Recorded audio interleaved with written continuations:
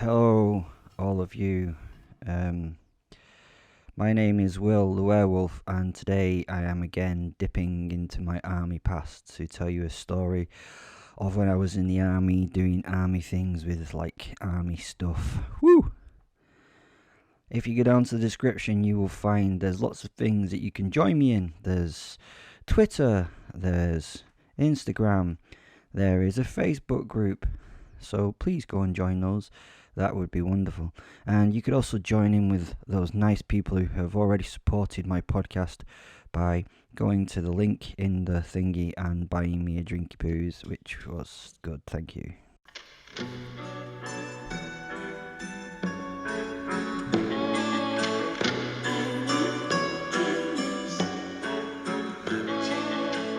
So, on with the show. This is called The Werewolf and the Sniper. As I ran towards the site of the shooter, I knew that I was likely going to take a couple to get one go at him. The area I had to pass was too open to run from cover to cover unobserved. I couldn't avoid incoming fire despite my superior speed and agility. I felt the sniper tense and threw myself to the right. The floor where I had just stood exploded with a large caliber shell. They knew their business, and they knew what would kill me. I was in my werewolf form, and I couldn't see my attacker, but I could smell him and hear his breathing and his shuffling and his human clumsy movements. As long as I could make sure my skull was not the site of the shot, I could pretty much take anything he could give me, I reckoned. I ran from cover to cover, waiting for the crack of the shot from his 50 caliber rifle. I'd seen the damage it done to the concrete floor. A crater had been formed. Yep, this guy was definitely packing a 50 at least. A 50 caliber's no joke. You can take out armoured vehicles, so it can vaporise the skull of a werewolf. And even I could not repair that. I was waiting to feel the moment when he controlled his breathing to pull the trigger. I had considerable advantages in my senses in this form. I would feel the pre-pressure of the incoming shot to use my jacked up reactions to reduce the damage each shot would do. It would really fucking hurt.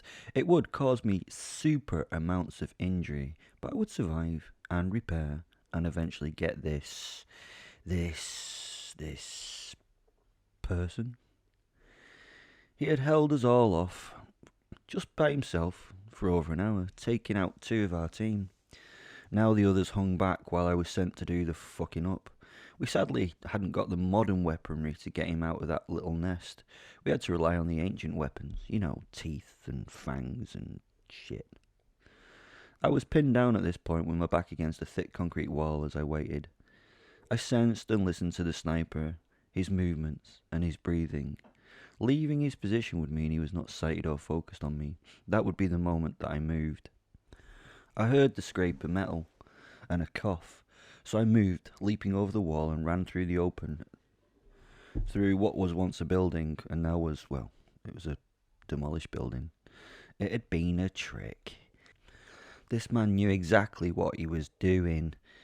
Shit. He knew what I could sense. I felt the heart rate of the sniper reduce, and I knew that he was about to shoot. Shite. So I tried to launch myself forward onto my belly, trying to get flat to remove the target from his shot. His breathing quietened as I flew, and he focused and became still. I fell forward onto my face, and I knew it was too late, and felt the pressure wave of the round leaving the rifle, followed by the brutal impact of the bullet. It tore into my shoulder girdle, ripping my shoulder and right arm from my body. Blood and broken flesh spattered everywhere around me. A fine mist of plasma stayed in the air for some time as a cloud. I was thrown back by the bullet's blow as the sound wave of the shot hit me. I crashed to the ground and tumbled back through the debris of a demolished building, looking at the sky and processing the pain that now flooded my systems. I hadn't blacked out. I kinda really wish I had blacked out. It would have given me a moment to take myself away from the pain. Weirdly, it kind of felt good, and I lay writhing in semi-ecstasy at the sensation. Is it strange to say that was almost orgasmic? Wave after wave of sensation emanated from the ragged hole that had been in my upper torso. I finally laughed as I lay still. No more shots came, thank fuck. I must have been out of sight of the shooter. Trying to get myself together, literally, I continued to laugh in my wolfy way. I could already feel my body repairing. It hurt like, well, it hurt like fuck, but the pain was champagne, a nice form of pain. You know what champagne is, don't you? Right, okay. Champagne, it's not the drink, although it sort of rhymes with it. Champagne is that pain you feel that feels good in a crazy way. You know, when you bump that healing wound and it reminds you it's getting better, or the gentle tickle of the lover's flogger on your bare buttocks. Sorry. Sorry about that. Okay. The champagne told me I would regain full functionality shortly. The torn off section of the arm sat a short distance away, flopping around like a large land-bound fish. I watched it fascinated, as Spock would say. As it then started to break down, it kind of turned into a fog that wafted its way against the wind towards me, where it was absorbed back into my body and started to rebuild me. I felt it sort of reform and then slowly come back under my control as I lay there. It took a while, and I went in and out of consciousness a few times as it happened, waking up eventually, a ready machine rebooted and updated. Now shaking myself, I lifted my head just enough to give myself a visual check over. I was back. Right, you knobhead up in that tower. Here I come. I rubbed the shoulder a little and looked even more closely. The pelt was still a bit matted with blood, but the joint seemed whole. Fucking motherfucking fuck-faced fucking fucker, here I come. I listened again for the sniper. He was still entirely focused, but how long could he keep that up? I had as long as I wanted. I rolled gently onto my right side, resting my head on my hand. I needed no sleep arrest. I would be ready as his human system slowed down and required rest. I would wait. I knew soon I would be forcing his rifle up his arse. I would rip this man into small chunks. Such joyful thoughts at the moment.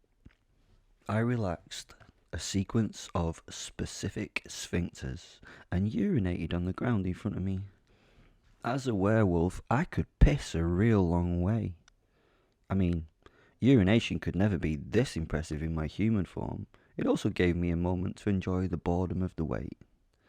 The smell of the shooter's stress had all the hallmarks of a man on the edge. His level of distress was actually like fuel for my anger and revulsion. He was good enough to know he had to give it some time before assuming the kill. He wasn't celebrating in the slightest. He was still, let's say, hormonally shitting his pants. For fucking 2 hours, I had to fucking lay there. He hadn't moved. I could hear him breathing. He was becoming more and more relaxed. Did he think he'd actually finish me with that single shot? Well, he should have done really, wasn't it? I mean, it was a 50. Eventually, his heart rate began to rise as he wanted to move. He was in a lot of distress as he was really busting for a wee. Was he actually going to be stupid enough to go and take the piss somewhere else, like in the corner? Was he going to make such a simple mistake at this point? He was going to allow me to get up and move. Unless the kill was confirmed, he should be pissing in his pants and keeping pointing his rifle at me. Oh, the relief and joy. What an utter fool. He'd just committed suicide. Suicide by werewolf.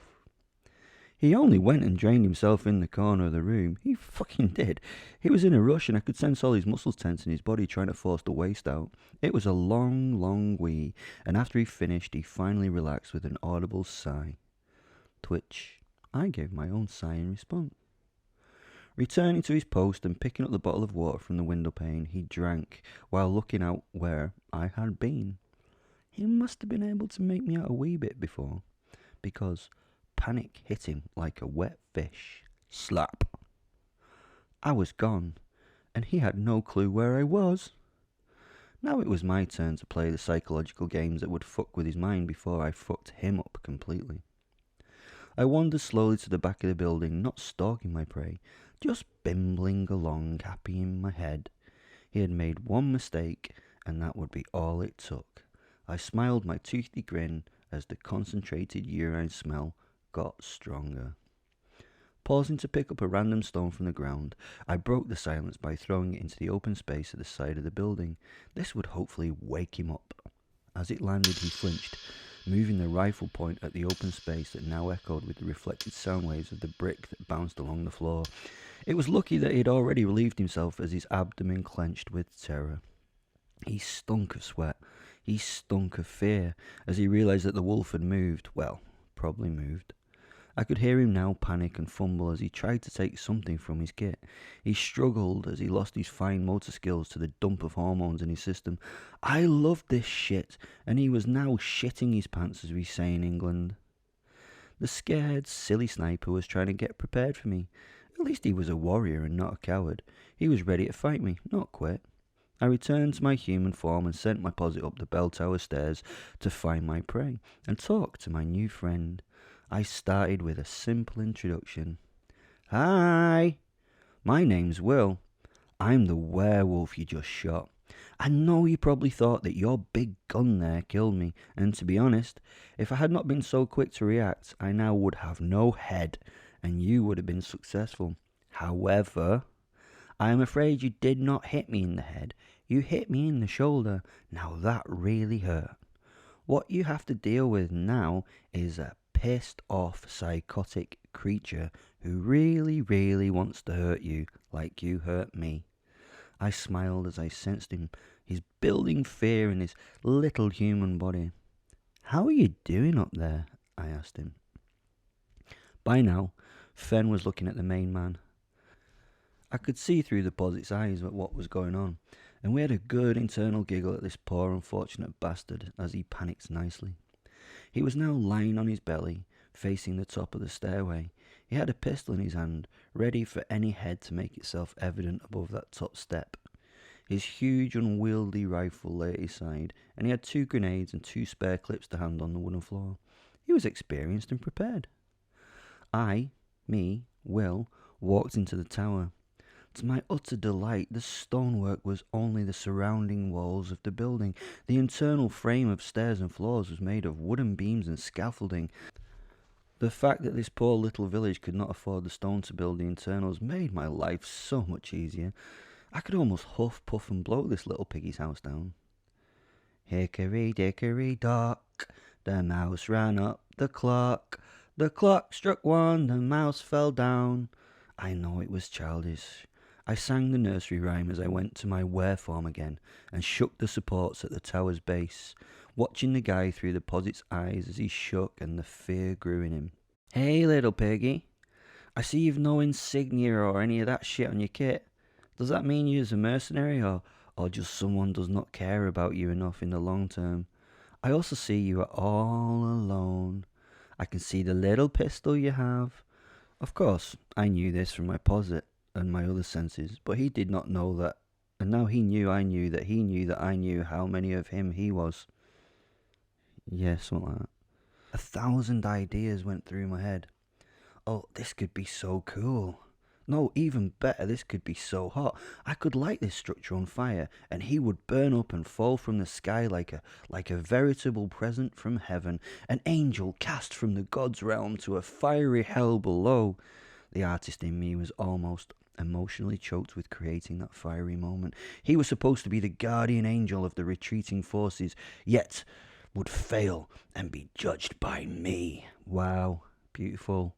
Lost in that moment of imagination, it took me a while to come back to reality and realise I was naked and had nothing to use to ignite nothing. Well, that was shit. Do you know what? Wolves haven't got natural pockets. Pockets are really one of the best human inventions ever. In my anger, at a lost opportunity, I just shook the base of the wooden structure in my frustration. It moved and rattled. Maybe this could even be more fun in the long term. Piggy with your gun, come down, or we is going to have some spiteful fun, I said. The man didn't move, he just settled in and prepared himself. He was a true professional, unlike me. He removed his hat, placing it to one side, focused, and regripped the pistol. He was not going to come down easily. He was going to be that Alabama tick in the hog's arse, whatever the fuck that meant. So I plucked one of his supports from the bottom of the structure, which in hindsight was a bit stupid as I was stood under it. The structure creaked and slumped, and dust and stones and shite fell from above. "Fuck!" shouted my posit in my head as he landed beside me on the ground. I don't know what his problem is. It's not like I could hurt him in any way. He's an invisible ghost-like wolf soul who can walk through walls and shit. For fuck's sake, how on earth could I hurt him? "You thought that was fucking funny, didn't you, you cunt?" he transmitted to my brain. I looked at him. He looked at me. He looked as angry as an invisible wolf soul could look in that moment. But then I smiled, and he smiled, and we laughed together. I now stepped out of the tower into the large hall of the church. Good idea. I didn't want all that shit to fall on me, but I'd like to catch the man in flight if possible. The hall was the usual beautiful Catholic thing, you know, the type of church that you find in Eastern European poor villages. Outside were wooden houses and three-legged starving donkeys. Inside was full of gold cherubs and gold candlesticks and gold crucifixes and gold-framed art and richly decorated tapestries, velvet, cloth of gold, and the cloying scent of incest, and the cloying scent of sexually incensed choir boys. As my eye finished enjoying the interior of the beautiful building and enjoyed the stupidity of the poor populace that supported it, I prepared myself to continue digging out the soldier. Now in werewolf mode, I swiped another support from the scaffold. 2 supports on one side were gone, and the floor draped and tilted to 45 degrees before getting wedged against the stone sides of the tower. More items clattered down to the ground. Bits and pieces of kit and clothing landed on the litter-strewn floor, happily including the soldier's pistol. Sadly for him, he must have had to choose between holding the gun and holding on to something to secure himself. I smiled again, even though this may be less fun now as he couldn't even defend himself a little bit against me. Not that a 9mm pistol was likely to kill me. I suppose it was the sadness of robbing him of kind of hope that it would. I saw no grenades on the ground below the scaffold. Maybe he still had them. He might still do something stupid last minute with those. Thank fuck, this could still be slightly interesting. I waited a little longer. How long could he hold on for now? He may as well give up. It was all getting monotonous and drawn out. This was not happening fast enough for me, was it? So to speed things up, I reached and grabbed the base of the tower by one of the remaining supporting struts and started to shake it with some vigour. Again, spiders, dust, stones and bits of soldiery kit rained down from the tower's upper levels. I shook harder, and the sound of a screaming man was added to the sounds of grinding and cracking building materials. The tower's floors had all tilted to a degree where now I could see my guy hanging from his arms, wiggling and screeching. Hearing him as I shook and rattled the structure was so much fun. "Please, no, stop, please, I'm sorry," he yelled in shitty English. In response, I stopped the shaking, and he endeavoured to get some footing on the wood and drag himself to a more secure position. As he scrambled, he somehow managed to wedge his boot between the stone wall and the wood of the sloping floor. The relief he felt was palpable to me. He suddenly gained himself a little longer to live. His breathing actually slowed, and he started to recover from his panic. So I shook the structure again until he slipped and was hung from his hands only. I think I can get some level of understanding for his upset state. At his feet was an overhang of about 20-30 foot, and at the bottom was a fucking werewolf. He scrabbled his feet directly on the wooden surface of the wall, trying to climb it in his rubberized boots. His fear at the moment was right at the foremost of his brain. I stood below him, gently wobbling the construction's remains, so that he was reminded that he had to hold very tight to stay where he was, and that all he could do was hold on. But for how long? Time was passing so fast for him and so slow for me. His breathing started to get hurried, and he made the mistake of looking down into the eyes of a wolf waiting for his fall. In response, I gave him a big smile and included a little finger wave. He knew his end was imminent, but the bastard held on like a limpet on a rock. He was defying gravity and my want of him to fall. He closed his eyes and managed to stabilise his position. He got somehow a grip with his boots and jammed his fingers into gaps in the wood. Impressive. I was impressed, but being impressed only lasts for a short amount of time. My ADHD now was fucking kicking in. It was getting boring. I changed back to my human form, and my posit, although a bit pissed off with the change, left me to do my thing. Okay, my friend, we have a difficult situation here. I tell you what, I am impressed with your bravery, and I tell you what, I'll catch you if you jump and let you go and stuff. And honestly, I'm really not going to torture you for hours and stuff at my pleasure, and I don't want to hurt you badly for shooting me or anything. I'm just going to catch you and let you go, and everything will be fine. Honestly, I'm not going to kill you or hurt you or do anything like that. Honestly, Scout's honour, dib, and all that bollocks and stuff. For some reason, he didn't seem to find comfort in my words. Maybe I needed to, sound a little bit more believable in my delivery of the piece. He just hung onto the wood and didn't move. Ah, fuck you then, I shouted as I turned back into my beast shape and ripped out another wooden support so the whole of the wooden internals tumbled to the floor of the building. I was covered in the remains of the scaffold and to be honest, fucking furious. Honestly, I'd been a bit of a dick. Hey, but you know what? He was somewhere down here now. I stood up from under the wreckage and dusted myself down while looking for evidence of the bastard. The bastard was going to get fucking bastarded, whatever bastarded is as a verb. I could smell him somewhere under all this shit. I started digging around and sniffing for the bastarding bastard. Groaning ensued from a pile of wood in the corner, not the natural sound of wooden planks from my experience, so I turned with a smile, knowing that below that little thicket of detritus would be a little human all injured and probably play ready. And although he smelt like he was fading, he definitely didn't need new batteries for me to continue the game that I had in mind. Before I saw it, I smelt the blood pooling below him, a thick, delicious fluid calling to my senses. Fresh flesh would be mine in a moment, and I would eat wholeheartedly of him after I had murdered him properly. As I lifted the beams and broken planks from his body, he cried out as the crush was reduced and lifeblood came back into his limbs. As his senses returned to him, I saw the look of horror on his face as he focused on my magnificence before him. I wiped my maw with my left hand and bellowed at the man. Spit flew from my ragged grin and speckled him while he tried to cringe away from what was going to be. He couldn't take his eyes from my face, and I leaned forward, very slowly, gently touching him with my nose. Stopped there, paused, and waited. The guy was in total breakdown. His monkey self was in overwhelm and in mental devastation. Picking him up by the front of the uniform, I carried him out of the bell tower and to some clear flat land where I could enjoy my fun properly. He screamed as I took him and clawed at the ground, trying to stop himself from being dragged to where I wanted. Eventually, I found a nice spot for him to die. The tower was on a hill with a great view of the local countryside, so we were going to enjoy this last view together.